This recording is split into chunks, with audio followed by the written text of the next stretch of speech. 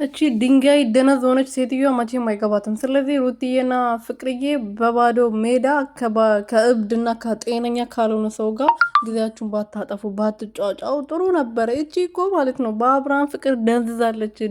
ድኡዝ ታውቃላችሁ? ቆርቆሮ ማለት ነው። ባዶ ቆርቆሮ ሲመታ ባዶ ነው በቃ ምንም እንትን የለውም እና ይጮዋል። እሷ እንደዛ መጮ ብቻ እንደተማረተው እንግሊዝኛ ጢጢጢ ማለት ብቻ የማይገባ እንግሊዝኛ ማለት ነው እና እሱ ማውራት ብቻ ነው የምትችለው እንጂ ሌላ ነገር አትችልም። ስለዚህ እናንተ በእንትናችሁ በባዶ ሜዳ ራሳችሁን ባታደርቁ ጭንቅላታችሁን ባታሳምሙ ጥሩ ነው ብዬ አስባለሁ። የእኔ ውድና ፍልቅልቅልቅልቅ የሆናችሁ ሁለቱ ፍቅርዬና ሩትዬ እቺ ደግሞ ዱቄታም።